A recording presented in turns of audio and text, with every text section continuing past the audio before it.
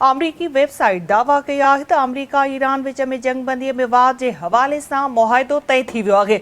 अमरीकी वेबसाइट मूजिब बिन्हीं मुल्कन विच में मुआहदे की कतई मंजूरी सदर ट्रंप ॾींदो। अमरीकी वेबसाइट एक्सिव्यूस जो चवण है तो मुआहदे में ईरान के एटमी प्रोग्राम से गाल्हियूं शुरू करण की तजवीज़ शामिल है। बे तरफ़ अमरीकी उहदेदार जो चवण है तो अमरीकी सदर अञा ताईं मुआहदे की मंजूरी न ॾिनी आहे। अमरीकी उहदेदार मूजिब सदर ट्रंप मुआहदे बाबत कुछ ॾींहंनि में फ़ैसिलो कंदो। अहम ख़बर का अवां खे अपडेट कयूं पिया।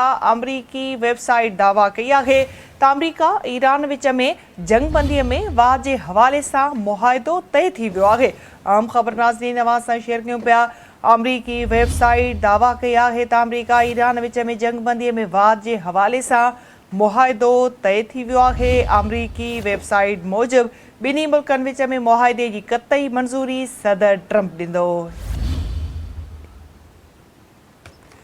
अमरीकी वेबसाइट दावा कया है तो अमरीका ईरान विच में जंगबंदी में वाद के हवाले से मुआहदो तय थी वियो आहे। अमरीकी वेबसाइट मूजिब बिन्हीं मुल्कन विच में मुआहदे की कतई मंजूरी सदर ट्रंप ॾींदो। अमरीकी वेबसाइट एक्सियोस जो चवण है तो मुआहदे में ईरान के एटमी प्रोग्राम से गाल्हियूं शुरू करण की तजवीज़ शामिल है।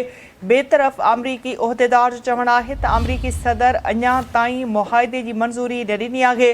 अमरीकी उहदेदार मूजिब सदर ट्रंप मुआहदे बाबत कुछ ॾींहंनि में फ़ैसिलो कंदो।